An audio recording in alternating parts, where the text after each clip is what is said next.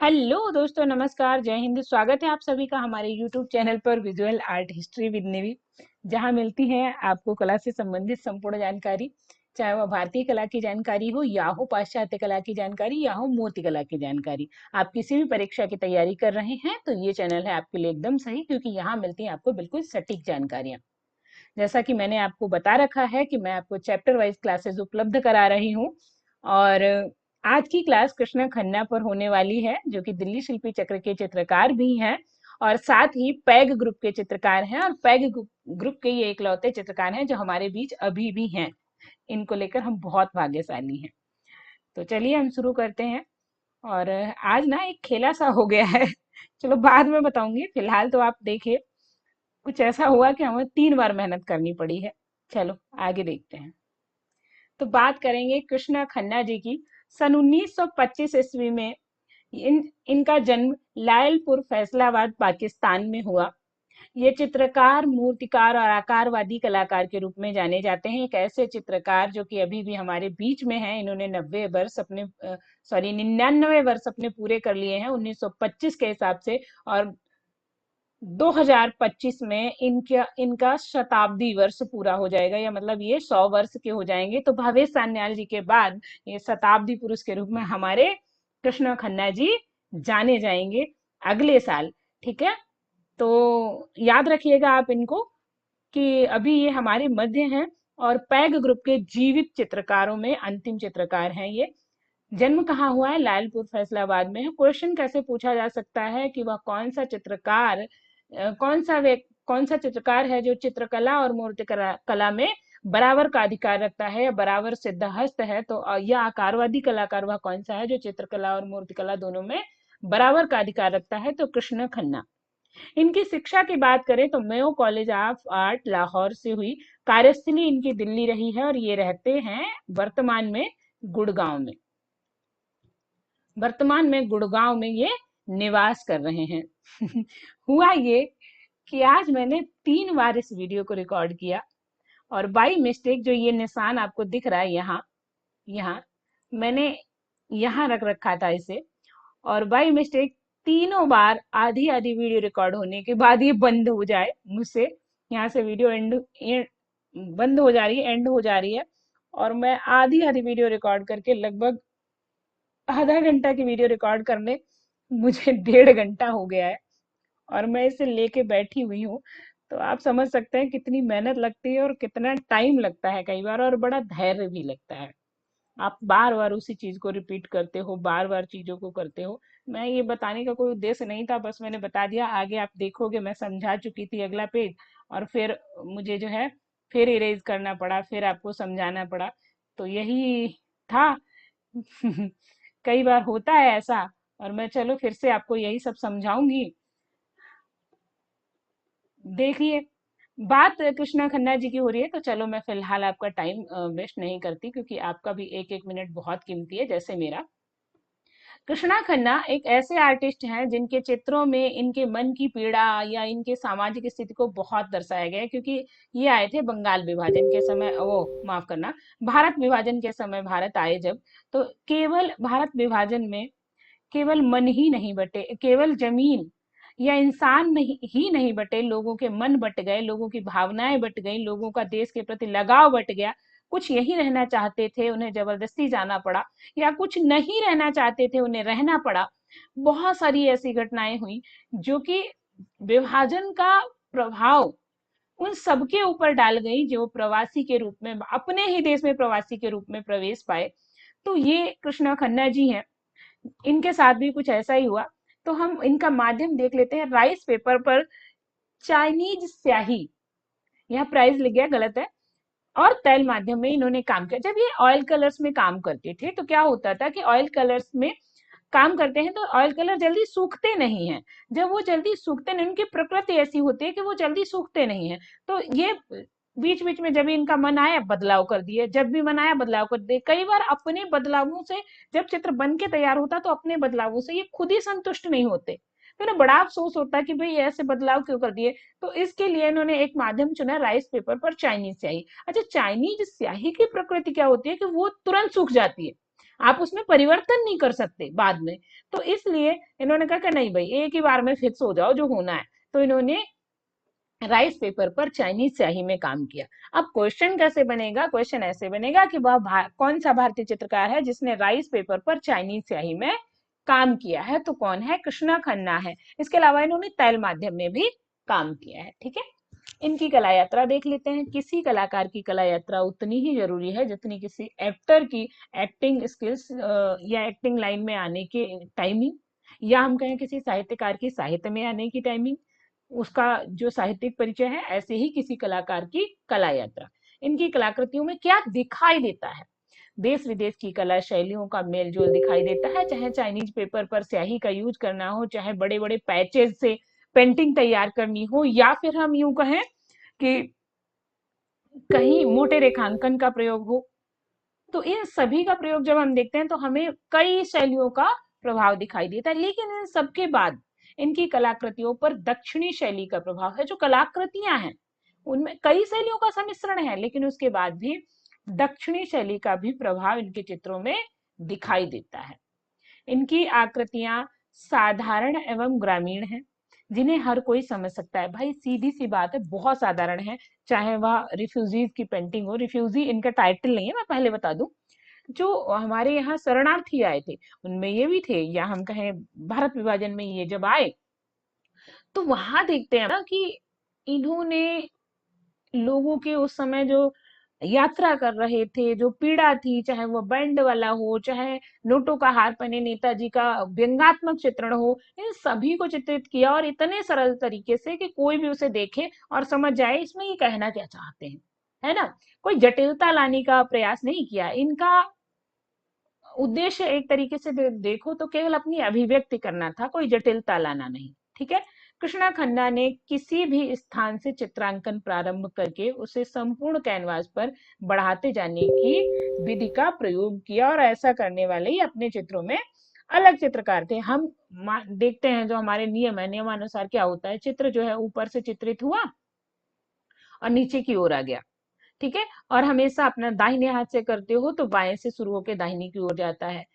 क्योंकि कारण ये होता है कि ऊपर से जब शुरू करोगे तो नीचे की ओर आओगे तो कैनवास गंदा नहीं होगा उतना, और अगर आपने नीचे पहले ही कलर कर रखा है ऊपर जाओगे तो ये कलर वगैरह ऊपर जाके खराब कर देगा चित्र को। तो हमेशा ऊपर से नीचे और दाहिने बाएं से दाहिने की ओर होता है। अगर कोई लेफ्टी है तो वो अपना दाहिने से बाएं की ओर करेगा काम।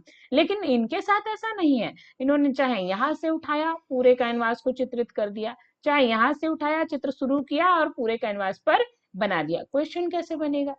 क्वेश्चन ऐसे बनेगा कि वह कौन सा चित्रकार है जो पूरे कैनवास पर कहीं से भी चित्रांकन शुरू करके और कैनवास पर बढ़ते जाता था।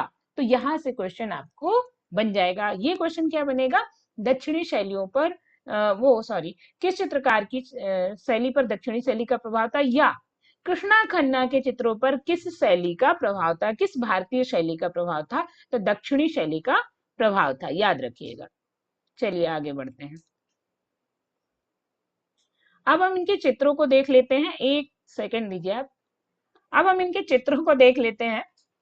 चित्र में इनके जो चित्र ज्यादा याद रखने, जरूर ही याद रखने, एक तो ट्रक श्रृंखला याद रखनी है। मैंने आपको बताया कि ट्रक श्रृंखला वो चित्र हैं, इसमें वो चित्र आते हैं जो उस समय प्रवासी या हम कहें जो लोग देश विभाजन के समय आ जा रहे थे, तो उनके समय में जो ट्रक वाले थे, जो या कहे ट्रक ड्राइवर्स थे, उन सब के विषय में जो चित्र इन्होंने बनाए उनका। नोटों का हार पहने नेताजी, याद रखिएगा, मोस्ट इंपॉर्टेंट है। एक नेता को यहाँ दिखाया गया है, बड़े ही हंसते खिलखिलाते हाथ उठाकर लोगों का अभिवादन करते, और जबकि जनता जो है परेशान है, दुखी है, लेकिन नेताजी अपने में मगन है। उन्हें किसी से मतलब नहीं, उन्हें बस दौलत से मतलब है और जीत से मतलब है। तो नोटों का हार पहने नेताजी को दिखाया गया है, इंपॉर्टेंट चित्र है। वही बैंड वाला, ये तीनों चित्र इनके इसलिए इंपॉर्टेंट है कि बैंड वाला चित्र जो है एक साधारण परिवार को दिखाता है। वो कहते हैं कि एक साधारण व्यक्ति को, हम किसी शोर को बहुत देर नहीं सुन सकते, लेकिन बैंड वाले की मजबूरी है, उसकी रोजी रोटी बैंड बजाना है। वो कोई खुशी से नहीं बजा रहा, बड़े बड़े फूले फूले उसके गाल है, बड़ी बड़ी आंखें फैली हुई दिखाई गई हैं, और दिखाया गया कि कितनी ताकत लगती है ये काम करने में, लेकिन फिर भी रोजी रोटी चलाने के लिए उन्होंने उसका बड़ा स्वाभाविक चित्रण किसका किया है, बैंड वाले का किया है। तो बैंड वाला चित्र इन्होंने बनाया, मोस्ट इंपॉर्टेंट है। और नेताजी, एक कविता याद आ जाती है, जनता फिर चिंता की मारी मेरे गांव में। तो वही दृश्य इन्होंने खींच दिया है कि इनको किसी से कोई मतलब नहीं, इन्हें आनंद से मतलब। फिर आता है ए फॉर आफ्टरनून याद रखना और गेम सीरीज याद रखना। ये चारों चित्र आपको, पांचों चित्र याद ही रखने हैं, कभी नहीं भूलने हैं, क्योंकि ये पेपर में बहुत ज्यादा आते हैं। इसके बाद जिसकी बात करें, बाकी सारे चित्र देख लेते हैं। अजनबी, ट्रक श्रृंखला, नोटों का हार पहने नेताजी, बैंड वाला, ए फॉर आफ्टरनून, विश्वासघात, गेम सीरीज, अच्छा सामरी स्टाइल में बना हुआ है, जीसस एंड हिज ब्रिटेल चित्र श्रृंखला है, इंपॉर्टेंट है, याद रखना। डाइंग एंड द डेथ, ये चित्र यहाँ देखोगे आप, एक व्यक्ति है, एक स्त्री या बच्चा जो भी लेटा है, उसके सिर में हाथ लगाए हुए है, ये चीख रहा है, इसका मुंह फैला हुआ है, चीख रहा है, दर्द से करा रहा है, और दूसरा यहाँ पर लेटा हुआ है।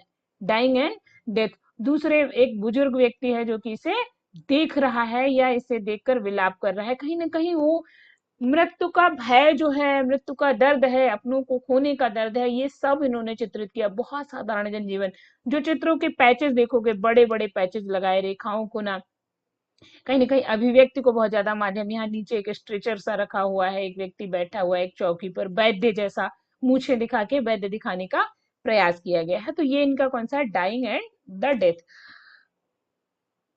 कंसर्निंग ए ड्राउन्ड गर्ल, ये चित्र श्रृंखला है, इंपॉर्टेंट है, ये हाल ही में इन्होंने बनाई है। किसने, कृष्णा खन्ना जी की बात हो रही है यहाँ पर, ठीक है, कृष्णा खन्ना जी की बात हो रही है। बर्ड इन हैंड, मारीची बध, जो कि पीतल में बना हुआ है, इंपॉर्टेंट है, याद रखना। अच्छा, इसके अलावा बंगाल शैली के भी एक चित्रकार ने राम से जुड़े हुए बहुत सारे चित्र बनाए हैं, चाहे वनगमन हो, चाहे अयोध्या आगमन हो, चाहे मारीची बध हो, और Ram sending his signet ring for Sita नामक चित्र भी उन्हीं का बना हुआ है। आपको बताना है वह कौन सा चित्रकार है। इसके अलावा एक चीज और बता दूं कि नंदलाल बोस नहीं है, छितेंद्रनाथ मजूमदार नहीं है, सिद्ध कुमार हलदार नहीं है। अब आप ढूंढ लो बाकी में कौन सा है, याद रखिएगा, ठीक है। चलो आगे बढ़ते हैं।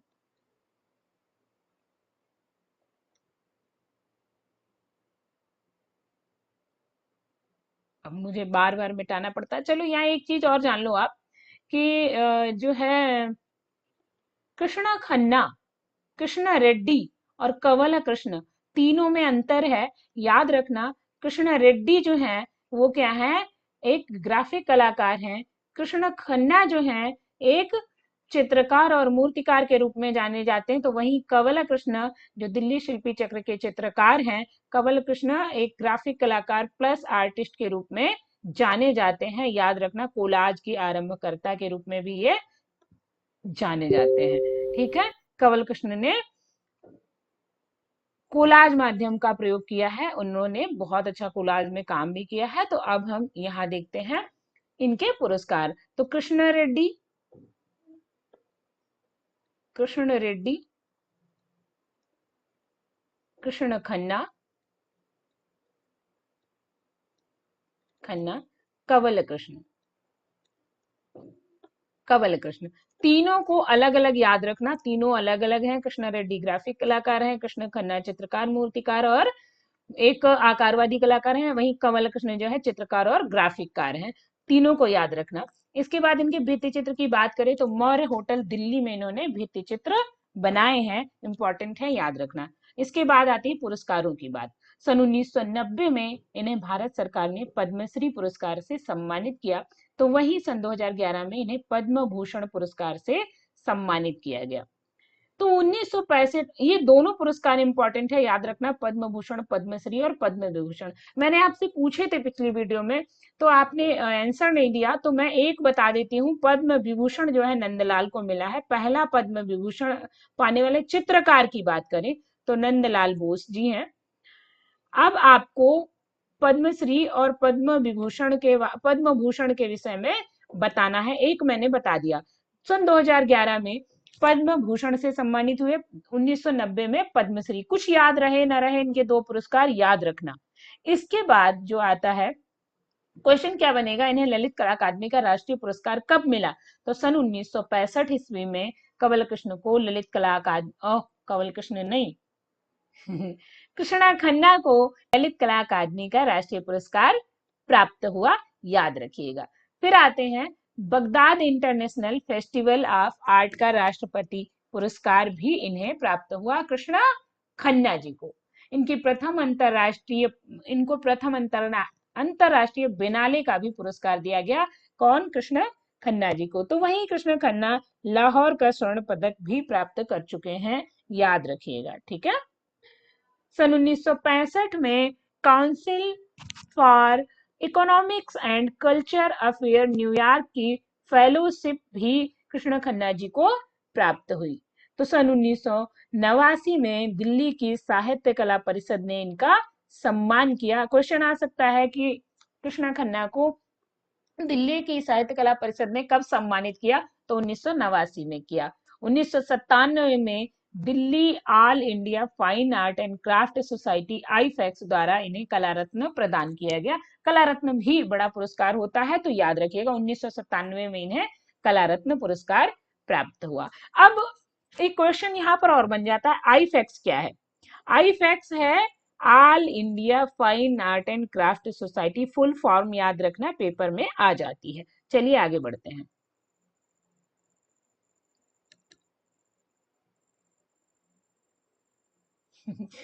तो यहाँ तक मैंने वीडियो रिकॉर्ड कर ली थी और यहीं से जो है वीडियो कट गई, 2 बार ऐसा हुआ। चलो आगे बढ़ते हैं, इनके स्मरणीय तथ्य देख लेते हैं, इंपॉर्टेंट बिंदु हैं।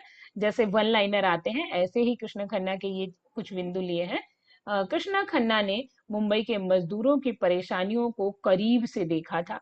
उन्होंने श्रमिक स्त्री पुरुष की तकलीफों व मुश्किलों का चित्रण किया। जो व्यक्ति जो देखता है वही चित्रण करता है। एक आध चित्रकार ऐसा है जो आदर्शवाद को चित्रित करे, उस अपनी परंपरा से हटके या यथार्थ से हटके, जैसे बंगाल शैली के चित्रकारों ने किया।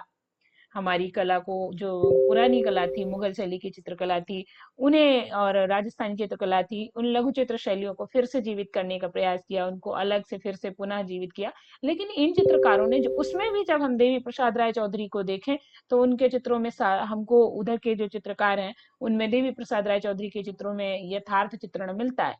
तो ऐसे ही कृष्णा खन्ना, जो इन्होंने जो देखा, मुंबई के मजदूरों की परेशानियों को बहुत करीब से देखा और उसे इन्होंने चित्रित किया, उनकी तकलीफों को, उनकी मुश्किलों को। तो फिर जैसे आप देखो बैंड वाला, है ना, बैंड वाला चित्र, विश्वासघात चित्र, ये सब चित्र इनकी इन्हीं चीजों को दर्शाते हैं। कृष्णा खन्ना की पहली पेंटिंग टाटा रेलवे के डायरेक्टर होमी भाभा ने खरीदी थी। अब यहाँ अच्छा, इससे क्वेश्चन कैसे बनेगा, पूछा जा सकता है कि वह कौन सा चित्रकार है जिसने मुंबई की परेशानियों को बहुत करीब से देखा था और उसने श्रमिक स्त्री पुरुषों पुरुषों की तकलीफों को चित्रित किया, ठीक है। या मुंबई के श्रमिक स्त्री पुरुषों की तकलीफों को पास से देखकर चित्रित करने वाला चित्रकार कौन है? तो कृष्ण खन्ना है।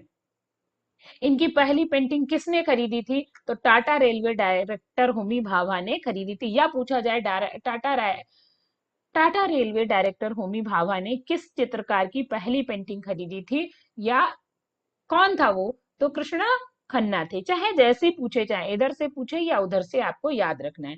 फिर आता है, प्रोग्रेसिव आर्टिस्ट ग्रुप के सदस्य बन गए थे ये 1961 में। इन्होंने अपनी बैंक की नौकरी छोड़ दी थी, मतलब इन्होंने बैंक में काम किया, लगभग 13 साल इन्होंने बैंक में काम किया, वहीं ये प्रोग्रेसिव आर्टिस्ट ग्रुप के सदस्य बने। और याद रखना, प्रोग्रेसिव आर्टिस्ट ग्रुप की अंतिम प्रदर्शनी का कैटलॉग जो लिखा था या कैटलॉग बनाया था, वो किसने बनाया था? कृष्णा खन्ना ने बनाया था। पैग ग्रुप की अंतिम प्रदर्शनी का कैटलॉग जो है किसने बनाया था? कृष्ण खन्ना ने बनाया था, याद रखिएगा, ठीक है। तो इसके बाद ये ऐसा, आप मैडम ये जब पैग के थे तो दिल्ली शिल्पी चक्र में क्यों पढ़ा रहे हो? दिल्ली शिल्पी चक्र के भी ये सदस्य रहे हैं, इसलिए हम इन्हें दिल्ली शिल्पी चक्र में भी पढ़ा रहे हैं, ठीक है, याद रखना। इनकी कलाकृतियां साधारण एवं ग्रामीण हैं, वही मैंने आगे लिखा है, वही चीज पुनरावृत्ति हो गई है, तो इसे मैं दोबारा नहीं समझा रही। इनका एक कथन है, कला तो एक अनुभव है और जो कलाकृति हमें कोई नया अनुभव प्रदान करे वही श्रेष्ठ है। इनसे पूछा गया भाई कि तुम्हारी सबसे प्रिय कलाकृति कौन है, तो इन्होंने कहा जो भी कलाकृति हमें नया अनुभव प्रदान करे वो कलाकृति जो है सर्वश्रेष्ठ है। तो ऐसे हम कह सकते हैं कि कला जो है एक अनुभव है, जिसे हम अनुभूति करते हैं। ये किसका डायलॉग है या किसका कथन है? तो कृष्णा खन्ना जी का कथन है, याद रखिएगा। ठीक है, चलो आगे बढ़ते हैं। अब मैं बंद ही नहीं करूंगी इसे, जिससे कि ये फिर से कट जाए, बार बार मेहनत करा ली। हाँ, तो कृष्णा खन्ना ने किसी भी स्थान से चित्रांकन प्रारंभ करके संपूर्ण कैनवास पर बढ़ते जाने की विधि का प्रयोग किया है। क्वेश्चन आ सकता है, ये मैंने पहले आपको एक्सप्लेन कर दिया है, लेकिन स्मरणीय तथ्यों में भी इसे इसलिए डाला है कि ये इंपॉर्टेंट है। ठीक है, अब एक ऐसा चित्रकार जिसके चित्रों में हम एक तरीके से कहें पशु पक्षियों का, पक्षियों से लेकर जो जमीन पर रेंगने वाले जीव हैं उनका भी चित्रण हुआ है, वह कौन सा चित्रकार है? तो कृष्णा खन्ना है, याद रखिएगा। चलिए, इनके चित्रों में उल्लू, चिड़िया के पैरों के चिन्ह, घोंघे के रेंगने से बनी रेखा, पानी का बहाव, परछाइयां, मेघों के विचित्र आकार, सूर्यास्त, क्षितिज की ओर उड़ते पक्षी तथा मानवाकृति आदि का समायोजन है। चित्रों में क्या क्या समायोजित है? तो इन्होंने पूरी प्रकृति को समाहित कर लिया भैया, छोड़ा किसी को नहीं। चाहे चिड़िया के पैरों, चिड़िया जब जाती है मिट्टी में, कभी आप देखो रेत पड़ी हुई है और उस पर से चिड़िया निकली हुई है, तो बाकायदा बड़े सुंदर से और क्रम से उसके पंजे बनते हैं। हम लोग जो बचपन में स्कूल में पढ़ते थे, तो वहाँ जो फील्ड थी उसमें मिट्टी थी, सुबह सुबह झाड़ू लगी होती थी और बहुत सारी चिड़ियों के पंजे बने होते थे। हम लोग कहते थे देखो एक जादुई जीव निकल के गया है, याद आ जाती है। तो इनके चित्रों में चिड़ियों के पैरों के चिन्ह हैं, घोंघे के रेंगने से बनी रेखाएं हैं। जब घोंघा रेंगता है तो एक रेशमी सफेद एक चमकदार जो है पट्टी छोड़ता जाता है। तो वो पट्टी का, चाहे पानी का बहाव हो, परछाइयां हो, मेघों के आकार, बादलों के अलग अलग आकार बनते हैं उनका चित्र हो, सूर्यास्त का हो, क्षितिज की ओर उड़ते पक्षी हो, सभी का साथ में मानवाकृतियों का भी समायोजन अपने चित्रों में इन्होंने किया है। ये इसलिए बता देती हूँ कि इनको समझने में आसानी होगी, आप चित्र देखोगे समझ जाओगे। जैसे एक अंजलि इला मेनन की विशेषता है कि वो अपने चित्रों में कौए का समायोजन जरूर करती हैं, तुरंत आप जान जाओगे अच्छा कौए का समायोजन, अंजलि इला मेनन। तो ऐसे ही इनके चित्रों में ये चीजें हैं। ये कवल कृष्णा खन्ना जो है, कवल कृष्ण क्यों बार बार आ रहे हैं, उनको समझा तो दिया मैंने पहले ही। कृष्णा खन्ना जो है, ये रूप स्मृति में स्पष्ट से चिन्ह बनाकर रह जाते हैं, बहुत साफ चिन्ह बना देते हैं ताकि कोई दिक्कत ना हो। कटी फटी रेखाओं द्वारा वे इन रूपों को विशेष धरातलीय गुण उत्पन्न करते हैं। अब ये इंपॉर्टेंट है, क्या इंपॉर्टेंट है? कटी फटी रेखाएं। वह कौन सा चित्रकार है जो कटी फटी रेखाओं द्वारा धरातलीय गुण उत्पन्न करता है? तो हाँ जी, हमारे कवल कृष्ण है, याद रखिएगा, है ना। क्वेश्चन ऐसे बन सकता है। अब कहो तो वन लाइनर लिखा दें या ऐसे समझा दें, दोनों ही आप जिसमें समझ सके वही सही है। और अगर समझ में ना आए तो प्लीज आप कमेंट करके बताएं, मैं क्या सुधार कर लूं, या क्या समझ में नहीं आया मैं उसे दोबारा समझा दूंगी अगली वीडियो में। ठीक है, इनके ऊपर एक डॉक्यूमेंट्री फिल्म बनी, ए फॉर आफ्टरनून। यहाँ ए गायब हो गया, भग गया। तो a far afternoon, painted saga by Krishen Khanna, 2015 में बनी है। और इस फिल्म को बनाने में परिमल आर्ट फाउंडेशन का योगदान रहा है। परिमल आर्ट फाउंडेशन द्वारा इनके ऊपर एक डॉक्यूमेंट्री फिल्म बनी, a far afternoon painted saga by Krishen Khanna, जो कि 2015 में बनी। क्वेश्चन आ सकता है, इसलिए आपको इसे याद रखना है। ठीक है,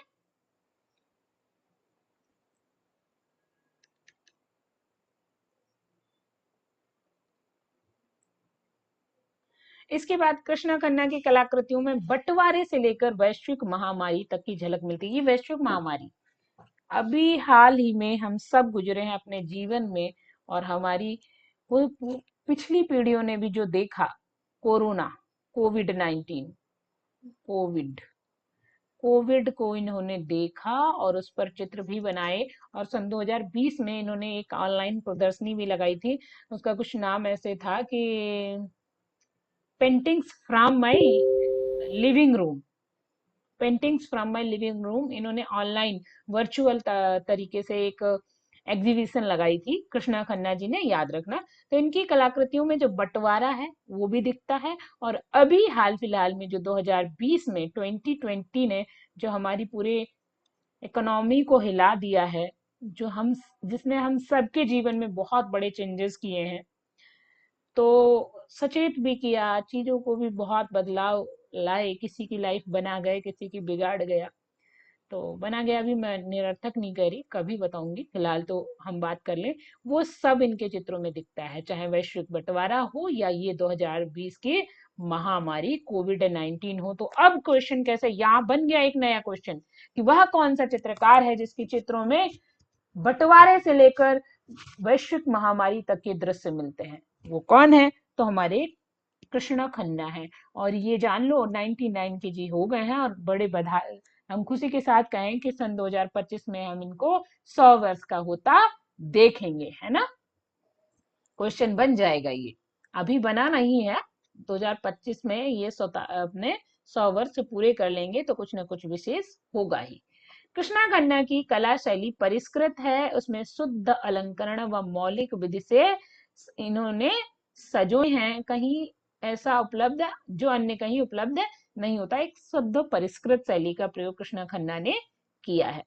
इन्होंने कुछ पुस्तकें भी लिखी हैं, याद रखिएगा। The time my is life memory, the time is my life memory, यहाँ गलत हो गया है, is my my life memories, ठीक है, याद रखिएगा आप।